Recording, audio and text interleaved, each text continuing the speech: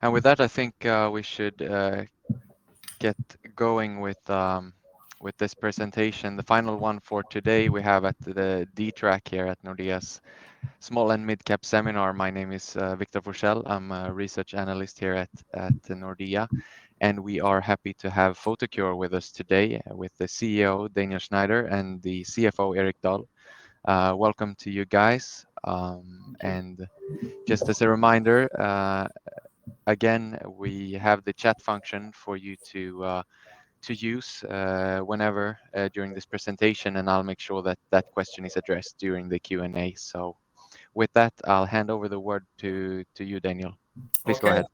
Great. Well, thank you. And you're my driver. So go to slide Absolutely. 2. Just a reminder that disclaimers are in fact today's presentation. Slide 3, a little bit about who Photocure is. Photocure is a global commercial stage bladder cancer company specializing in bladder cancer and specifically non-muscle invasive bladder cancer. Our headquarters is Oslo, Norway. In fact, we were developed and spun out from a hospital in the Oslo area. We currently now have roughly 100 employees. There are 35 dedicated commercial employees in the U.S., 27 dedicated commercial employees in Europe. The rest are SG&A. We've treated well over 650,000 patients in over 30 countries. And although direct sales force in U.S. and Europe, we have partnerships around the globe in places like China, New Zealand, Australia, Chile, and looking to further develop our geographic expansion. So let's talk a little bit about the space. Slide 4. So what is this area, bladder cancer? Well, from our perspective, it has been a chronically underserved marketplace. There are over 573,000 new cases annually, and this is I'm focusing in on the US and the EU5 when I speak to these numbers. And there are still over 200,000 deaths, of which 75% of them are males. It's also, what surprises many people, the most expensive cancer, the highest per patient treatment cost of any cancer known to man. The reason, in roughly about $6 billion in US dollars. The reason for that is the bottom two statistics. Recurrence rate, up to 61% of the patients will have a reoccurrence within the first year and nearly 80% within 5 years. And the progression from non-muscle invasive, which is very treatable as long as you surveillance it, to muscle invasive, where bladders are extracted and quality of life plummets, goes from 1% to 45%. So clearly a significant healthcare burden and very much a difficult situation for patients when diagnosed. Next slide. But we believe we have a solution for the better detection and the management of non-muscle invasive bladder cancer. This slide depicts our product on the left, Hexvix or Cysview. It's the same product called by different names depending on where you are in the world. This is a powdered white powder that is then dissolved in solution and instilled into the bladder. It is preferentially accumulates and metabolized by bladder cancer cells. And then using the machine on the right, a blue light cystoscope, under blue light, the cancer cells, and only the cancer cells, glow bright pink, and showing clear margins for resection and clear margins for staging. This drug device combination offers a better visual contrast between benign and malignant cells.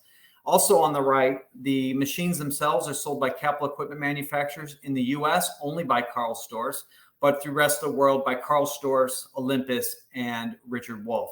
And there are two types of scopes. There is a rigid scope that's used in surgical resections in the OR setting, and then a flexible scope that is used in the outpatient setting for routine surveillance. And what's the advantage? The next slide. We believe blue light cystoscopy is and will create a new standard of care because you can't treat what you cannot see. On the left side of the page, an example of what a traditional white light cystoscope would see today on the left. Clearly, the physician would assume this patient has no cancer and send them home believing they're cancer-free, when in fact, had they used blue light, unfortunately for this patient they did, they used Cysview or Hexvix, and under blue light, the cancer cells are glowing bright pink, showing clear margins and a map for resection. So what are the benefits? Well, obviously, the improved detection and more complete surgical resection leading to reduced recurrences versus white light. We also think it allows a more accurate risk classification. In this case, this patient would assume to have been non-cancerous, no cancer whatsoever. But in fact, that is actually a flat lesion, carcinoma in situ, which actually is a high-grade tumor and high progression rate. So in the case of this patient, under blue light cystoscopy with Cysview or Hexvix, has now been classified as high risk and high grade and would be asked to return back to that physician's office within 3 months of resection. We also believe it improves, and because of that, it improves the patient monitoring with surveillance cystoscopy. 21% of recurrent patients were assessed to be disease-free under white light alone, followed up surveillance of non-muscle invasive bladder cancer by using Hexvix and Cysview. And up to 35% of the patients with CIS can only be detected with blue light cystoscopy. Next slide. So let's talk about what the patient goes through in their journey. First, most patients will experience blood or some other discomfort in the urinary tract. They'll go see a urologist who will perform an initial cystoscopy looking inside the bladder to see if there's anything suspicious. They'll also do some sort of blood work, and upon confirmation that there's something suspicious, they'll then book that patient into the OR. This is where they are entering the gray section of this slide. In the OR, they're going to have a transurethral bladder resection of the tumor, a TURBT. They'll also perform biopsies and grade the patient and remove all tumors. There are over 700,000 of those procedures done annually in the US and EU5. After that treatment is completed, and by the way, that is done under general anesthesia, the patient is then given some sort of therapy, oftentimes chemotherapy or BCG, based on the grade and stage of the tumor. The patient then enters a cycle at the bottom of that gray section where they're going to go through regular surveillance.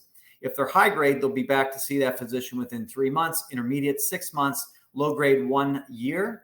And over time, if they go cancer-free, obviously the patient would then would be determined to be cancer-free and not have to return. But there are over 1.7 million of those surveillance procedures. So in total, there are close to 2.2, 2.3 million procedures that we believe are blue light cystoscopy eligible. The whole idea of treating the patient and keeping them in this gray stage is to prevent them to go in the progression stage to the right of the page where it becomes muscle invasive. In that situation, the patient's quality of life plummets, the bladder is resected, they now have to live with some sort of artificial bladder, and of course the prognosis for longer term life beyond 5 years is significantly reduced. The worldwide revenue per TURBT on surveillance cystoscopy procedures is approximately $800 per procedure using Cysview and Hexvix.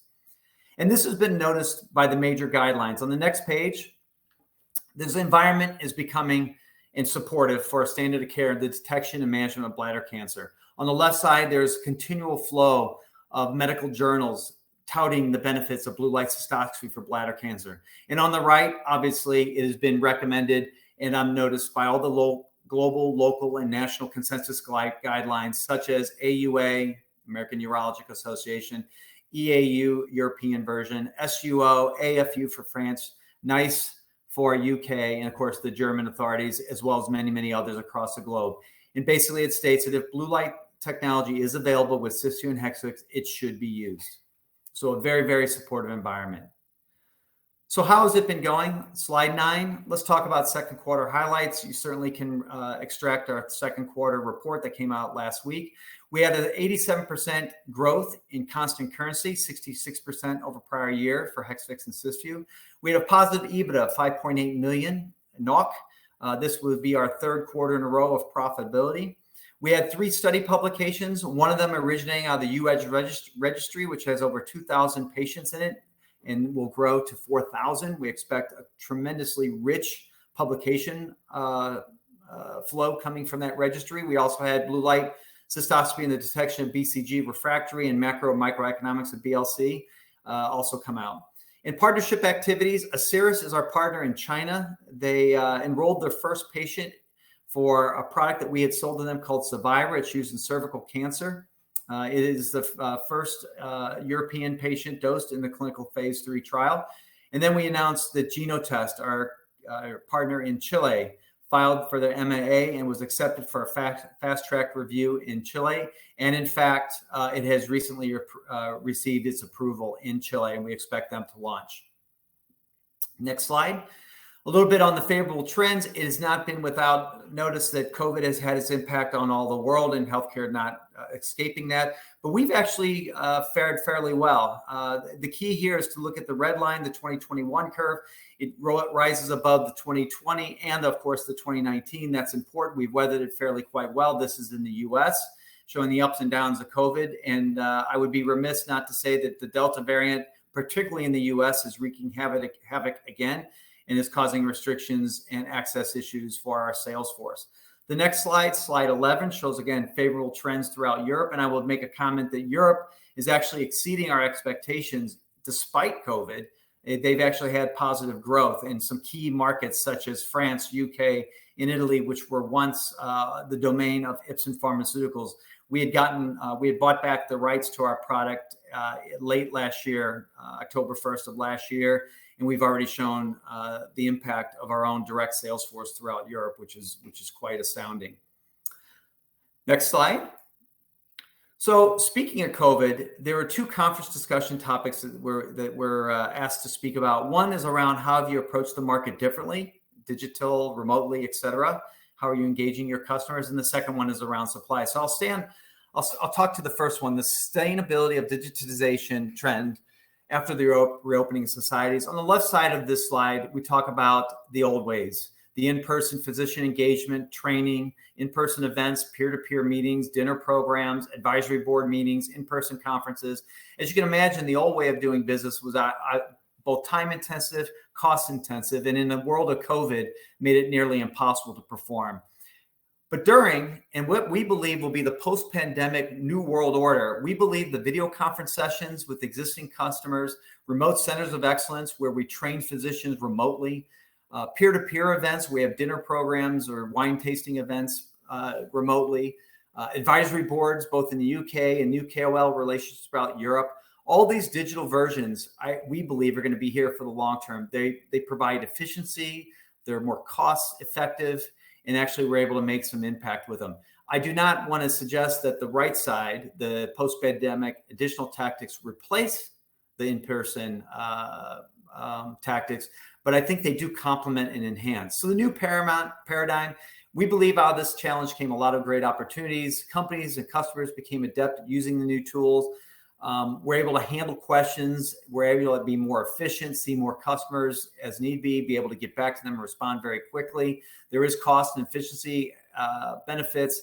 And we believe the new digital strategies will augment the traditional strategies for greater impact into the future. So, with every challenge comes opportunity. I think Photocure has done an exceptional job of capitalizing on that. And I think it reflects in the growth trends we've had, even despite the impacts of COVID's impact on our ability to access the OR setting. Next slide. Next slide is the conference topic number 2, securing a global supply chain after the pandemic. One thing you should note is Photocure's entire manufacturing is outsourced across several locations around the globe. We go through a rigorous selection process that's performed up front.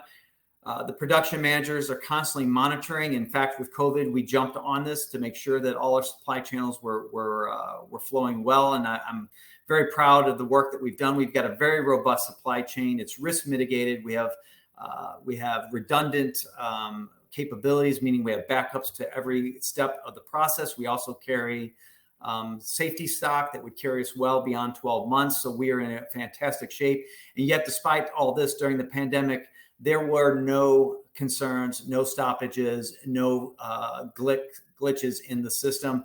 But it has heightened our supplier interactions, and we maintain sufficient inventories throughout. So in this focus on quality permeates our entire organization. I think it bode well for us when we hit the pandemic because of being on top of this kind of thing. So again, there were no supply disruptions during the pandemic, and we expect nothing into the future, but we are well prepared and we monitor it very, very closely. Slide 14. As I mentioned in one of the earlier slides, while we are dependent upon our own supply, we're also dependent upon the capital equipment manufacturers as well, and making sure that they have the equipment out in the marketplace that is used in complement of our product to detect cancerous lesions in the bladder. And in this case, in the US, we're just depicting a little bit of the growth rates over the course of the last several years. We've had an explosive growth rate in the US, even despite the pandemic. We were hit a little bit in 2020. 2021 also is reflective of that. In addition, and I think really, really good news for us is that the blue light scope used in the US by Karl Storz is going through a major, and I do mean a major upgrade from standard definition to high definition, as well as many other bells and whistles that will make a much more reliable system, and it'll be state of the art. That transition is expected to take place in the first quarter of next year. And during the process of the second half of this year, our robust pipeline of customers interested in blue light cystoscopy may begin to postpone the purchase of the equipment in anticipating of the new machines coming out in the first quarter. But nonetheless, we continue to place these machines, these opening up of new accounts, and we're really excited about this development. This machine, and typically in the device world, machines go through upgrades on a fairly routine, continual basis. And that happens often because they're a class 2 device in the US. However, in the case of Karl Storz's blue light cystoscope, it's actually a class 3, which means it's under a PMA and has a much more rigorous process. This anticipated upgrade has been a long time coming. In fact, it's been well over 5 years of stops and starts. It's extremely resource intensive, time intensive, very rigorous process. So we're very, very happy that they finally have gotten it to over the finish line, or at least to the finish line of the FDA. And we anticipate some response back from the FDA, like I said, in the first quarter. This has been more than a decade. It's been actually close to 15 years since this machinery has been what we would consider state of the art. So it is quite dated, and we're excited that the new systems will be coming out. Next slide. So slide 15 depicts the opportunity with better equipment, a retooled sales force. We have all the right things lined up for success factors. We have the approvals in both surgical and surveillance markets. We have acceptance in all the major and local guidelines. We have favorable access and reimbursement. We have activated awareness in the fact that not only are patients seeking blue light cystoscopy, but now we have accounts reaching out to us, asking about blue light cystoscopy and what do they need to do to get the scopes installed into their institutions. In fact, oftentimes you'll find that in a city where one institution installs blue light cystoscopy, they'll begin a media campaign talking about the advanced and superior bladder cancer treatments that they offer. It only causes the impetus for other hospital systems to then also bring in blue light cystoscopy. So we do have a very activated awareness base, a very robust pipeline of interested both patients and accounts that are looking to bring blue light cystoscopy to their markets. And we've accelerated. Our commercial investment is optimized to the opportunities today. And as opportunities grow in the future, we'll continue to optimize our commercial investments. Slide 16. So from a strategy standpoint, we're in the acceleration and expansion stage. We're accelerating the drive and driving the breadth and depth of Hexvix and Cysview use. Getting it into a hospital is one step. The other step is getting all the physicians to use it and actually expanding the patient selection for both low-grade, intermediate grade, and high-grade patients, or risk patients. The next step is expansion, both generating sales in new geographies. We demonstrated that through partnerships in China and Chile. There'll be additional partnerships around the world. What's key for us is finding the right partner. I mentioned that we got the rights back from Ipsen Pharmaceuticals. The reason for that is Ipsen no longer was interested in this space, and they let the market go fallow in Europe. In fact, the market was retreating over the course of the 7-8 years that they had the product. We had the opportunity to get it back. Not that we would take back all our markets, but certainly ones that make sense. Otherwise, we are assessing our partnerships around the globe and making sure we have the right people performing. The next phase is 3 and 4 are all inorganic related. These are partnerships or acquisitions that will expand the portfolio of Photocure, again, solidifying our position as a leader in non-muscle invasive bladder cancer treatment. Slide 17. So I mentioned early in the presentation around Asieris, and they have initiated their phase 3 on CEVIRA, and they actually enrolled their first patient in Europe. Just a quick kind of background on CEVIRA. When I joined the organization in late 2018, CEVIRA, and there was another product at the time, Visonac, were both non-core products. CEVIRA is used to treat high-grade cervical dysplasia independent of the HPV genotype. This is precancerous cervix.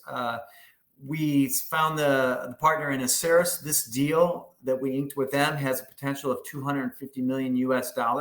It came with upfront signing fees as well as additional milestone fees. They've They've exceeded on every milestone to date, meaning they've hit the milestone before the actual calendar plan. So we're very, very excited in our partner of Asieris. We think this product could make a very, very big difference in cervical cancer. So their first indication will be in China, and then they'll seek approvals in Europe and the US. We expect that they'll launch in China perhaps as early as late 23, early 24, if things continue down the path it's going. So again, a great opportunity, and non-central to muscle invasive cancer, but offering a $250 million US potential for us here at Photocure. So next slide, anticipated milestones and corporate priorities. Our priorities are real simple and probably for most of the world the same. Regaining prior sales momentum once COVID-19 is in significant decline. In the US, pre-pandemic, we had growth rates in 30 to 40% or more quarter over prior year's quarter. We want to return to that sales growth or more in the US. We also want to return Europe to a growth rate from its stagnant to declining sales trajectory it had under the management of Ipsen. So we look forward to that growth. We'll continue at geographic expansion, penetrating untapped European markets such as Spain, Poland, Baltics, as well as other markets around the world. We'll execute on contracting with large group practices and large urology groups and integrated delivery health networks in the US. This is a key strategy for us in the US and has already shown early results. So we'll continue to further executing on contracting, volume-based discounting. We'll present and continue to publish additional clinical data on the use of blue light cystoscopy with Cysview and Hexvix in medical conferences and journals, more coming forward. We'll report the progress with partnered companies and projects. So as I said, we're assessing our current partners, and I think you can expect that we'll hold people accountable. And we'll continue to evaluate strategic product or business opportunities. So then the final slide before we end. So the investment highlights, I think we've established ourselves as a position as an innovative leader in large underserved bladder cancer treatment market. Our product is best in class. We believe it should and will become the standard of care. It's accepted in all the major guidelines. It's superior to anything else on the market. There is no second. It is the best, clearly. And that resonates with customers and with patients seeking it. We're on all the treatment guidelines. We have reimbursement support in our major markets. We have ongoing market penetration efforts and demonstrated commercial execution. I will remind everyone that the total addressable market is nearly $2 billion. That's US, EU5. So our penetration, I use the word penetration, which is important because there is no competition. It's how many of the non-muscle invasive bladder cancer patients can we treat? How many are available for us? And that, again, that monetized is $2 billion. And we're just scratching the surface. We have significant upside. As I mentioned, the US, our penetration rate is roughly 5%. In the Nordics, it's in the 30 to 40% range. And that was a direct market for us since the beginning of launch. In Europe, Germany has roughly a 30% penetration. The rest of Europe is, for the most part, almost nothing. So tremendous upside potential for us as we penetrate the US and the European markets. And our strategy to grow organically and inorganically is a plan to acquire new products, technologies, or businesses to build on our bladder cancer franchise. Synergistic and complementary to blue light cystoscopy and helping physicians treat bladder cancer for our patients. So with that, we'll stop on the next slide, and I'll turn it over to you. Thank you so much for that thorough presentation of Photocure, Daniel. Thanks a lot. And just as a reminder for everyone joining this call, should you have any questions to Daniel or Eric here, please provide them in the chat that you have here on the right, and we'll make sure that is addressed during the Q&A here. So I'll start with a first one that we see here. Please elaborate a bit on your route to market here. Are you selling to the hospitals or to the device manufacturers? We sell directly to the hospitals. Our product is bought by the hospitals, and the hospitals will acquire the equipment from their manufacturers, the equipment manufacturers. Yeah, and a bit more also on the patent protection on your product. I think that's quite interesting here for your Hexvix and product. Yeah, we continue to wrap additional patents around the product. But what I would remind everyone, this product is a photodynamic therapy. It requires a drug-device combination. It's complicated and complex. We are co-labeled with the capital equipment manufacturers. The registration process is unique. So we have some patents that have come off and expired, but we do landscape review of the market and look out as far as 3 years. There is no interest in the marketplace for any competition to blue light cystoscopy using Cysview or Hexvix. It is unique in that way. And if you look at other proxies in the market of other photodynamic therapies or diagnostics that are off patent, Galderma's got a product. There's another one called Photofran. There's one by Novartis. Those products have been off patent for years and years and still are growing. And I think it's that complexity. There's regulatory hurdles, there's legal hurdles, there's development hurdles that make it just a very complex process. And for anyone who'd like more detail on that, please schedule a one-on-one. We're happy to take you through the complexity of all that. Absolutely. Thanks a lot. And just moving on to perhaps a few short-term questions from my side.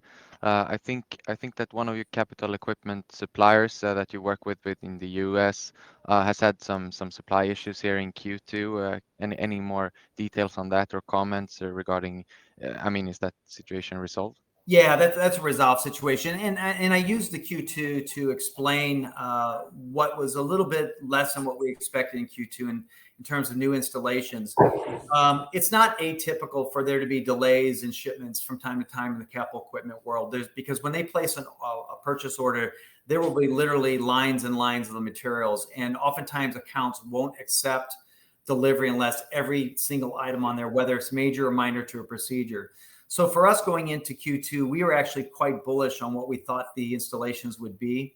About halfway through the quarter, we realized two different things were going on. One was that Karl Storz was realizing that they're getting close to the finish line and the ability to submit their upgraded version to the FDA for approval. That was the first thing that we realized was going on, and they felt bullish about it. And this has not been the first time that we had gotten close and then they had to retract, pull back, and have to go another 6 months through development. So until that happens, you just don't know. But they were at that point where they were really feeling confident. The second thing is they had one component that was delayed by a couple of weeks, and we had we had 4 installations scheduled the last 2 weeks of June. And because they were delayed by a couple of weeks, they were then installed in the early July.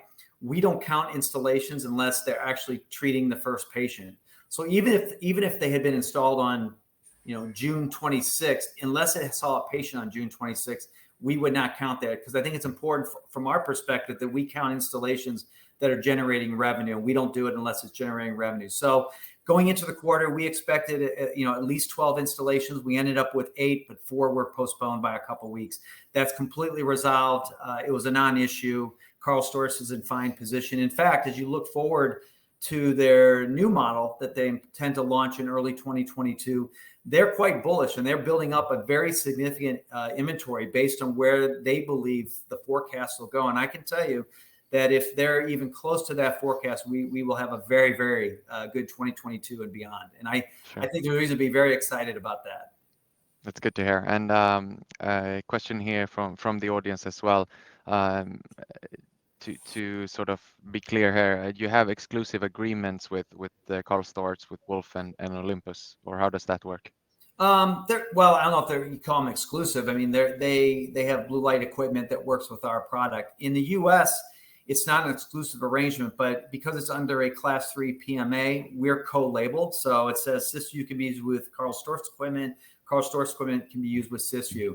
You talk about another barrier around IP, et cetera. That's one of the things we would talk about if we had a one-on-one, is that does create a barrier when you are cross-labeled. It doesn't allow for anyone else to come in. And you have to have the intimate knowledge and work with the capital equipment manufacturers. I can tell you the capital equipment manufacturers have no interest in generics or anybody like that. And I think, the other thing to keep in mind is this product sells when you provide the sales service support. Even though this is a pharmaceutical product, it operates and sells like a device, meaning you have to be there physically and present in the OR setting. And I don't know of any generic manufacturers or otherwise that are willing to invest in a sales force. They typically want to drop something in the supply channel, beat you down on price, and hope it works. And I can tell you that does not work. If you take a look at Ipsen in Europe, where they retracted out every country except Germany. Every one of those sales went backwards. That originally was launched by GE. There were over 700 live accounts throughout Europe. By the time we got it back last fall, there was about half that many. The rest of them just, for whatever reason, they had an issue with it one day. They put the equipment to the side and it was never used again. So this is not a generic play for any kind of a generic player out there. So I think it's real important to understand the sales process is quite intense and requires ongoing service support, much like any other procedural device product. Sure, thanks a lot. And the next question is would you need to do an IPSEN and buy in distribution from other markets, and what would that cost? We're assessing various markets. There are some markets that are too far flung for us, I think, right now with a single product. I don't think you'd see us entering with a direct sales force in Australia or New Zealand or even China for that matter.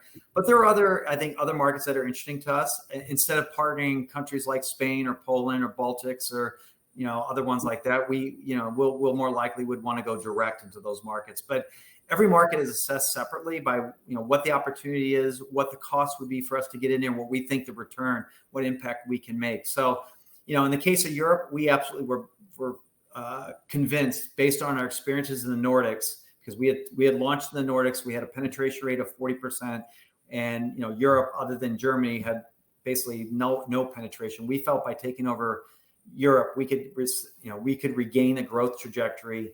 And in fact, I think we'll do that. And the other important thing about Europe as well is it is already a profitable business for us. So when we got that business back, it is self-funding. So now it's around self-funding it to a higher growth rate, and that's what we intend to do. And I think the key here for your trajectory going forward is the increase in numbers of blue light cystoscopes, and what would you see as the hurdle here for those to be increased or installations to pick up and the rollout story here? Yeah, there's the hurdles always tend to be the financial hurdles. From a hospital standpoint, large hospitals, it's generally just process. It takes time to get it through the capital expenditure process, the value analysis committee, the P&T committee, that's pharmaceutical and therapeutic committees, and all the other pieces and parts that go with it. So that's generally the biggest hurdle that you face, and that's just time and effort to get it out there. That's it. Yeah. And a follow-up to the previous question as well, since you're co-labeled with Karl Storz in the US, what are the similar agreements with Wolf and Olympus? I guess that's a question for the European market. Do they have any other option but you to use? There is no other option to use except for us. And like I said, when we get into the IP, one of the things is that we have the exclusive arrangement with the only API manufacturer for pharmaceutical grade hexamine aluminate in the world. So you'd have to find someone else to create the API. The regulatory hurdles, the combination, the coordination with the capital equipment manufacturers, neither Olympus nor Wolf nor Karl Storz have any interest of working with anyone but Photocure because of our dedication to the space. You gotta remember, if you're a generic manufacturer and you're going to attempt to come into this market, there's a certain expectation the capital manufacturers would expect. We provide a service in the OR setting. If something isn't right, we can call them in, or we can help with their own equipment. That's not going to happen in the generic world. So to get a generic onto the market, a generic would have to get sort of the buy-in from the capital equipment manufacturers. That's not going to happen. But as far as the other markets, we can be used with any one of those capital equipments. Good to hear. And I'll squeeze in a final one from my side. What is the opportunity to expand the number of equipment suppliers in the US, would you say? I think the opportunity is eventual. I'll be honest with you. We know the interest is there. We know Karl Storz wouldn't invest in upgrading and going through all they've gone through over the last several years if they didn't see a real opportunity in blue light cystoscopy. We know the other manufacturers are extremely interested in this marketplace. There's a couple different ways they might find their way in there. One of them is if the FDA downclasses this to the class 2 and you get the 510K, and that opens up the pathway. We know already in 2016-17, the FDA had issued a policy statement saying that this class of endoscopes is eligible and should be considered for down classification. It's a matter of beginning that process. We'll see where it goes. I just, my only statement to it is, it's not going to happen in the next 3 months, but it is eventual. I think it's absolutely eventual because the other capital equipment manufacturers are all highly interested in it and are investing in blue light cystoscopes, whether it be in their development or their next versions, everything else. So. Actually, a final one here from the audience, just to wrap this up. They ask about the price for the procedure with using blue light cystoscopies and compare that to white light or non-BLC, so to say. Yeah, so I don't know if they're talking about the U.S. or if they're talking about Europe. I mean, Cysview has a ASP, average selling price of around $1,100, but the reimbursement covers that. So under a DRG, if they're performing a blue light procedure, it'll cover the price of the product as well as the procedure. So there has been very little issue. The only segment of market in the U.S. where we have a little bit of a challenge is in the ambulatory surgery centers, roughly maybe 8 to 9% of the total market. In that setting of care, because of the way the U.S. government set the reimbursement, it doesn't necessarily make economic sense for physicians to do blue light surveillance in that setting. But that's a minor fraction of the total market. There's so much more other opportunity. In the meantime, we'll work on the ASC setting. And by the way, that nuance of reimbursement in the ambulatory surgery center is not isolated to our product. There's a lot of other products, and in CMS recognizes it. The legislators recognize that their intention of moving patients from a hospital to an ambulatory surgery center is impeded by their own reimbursement schedules. So they know they need to make those adjustments. So we think that's eventual as well. Yeah, that's great. Daniel, thank you so much for joining us today. I think we have to wrap it up here. And Eric, thank you to you as well for joining us. We're very glad that you've been here. And with that, I'll wrap this up, and thanks everyone for joining us for this first day of Nordea's small and mid-cap seminars. Thanks a lot for being here. Thank you, Victor. Bye-bye. Thank you. Thank you. Bye.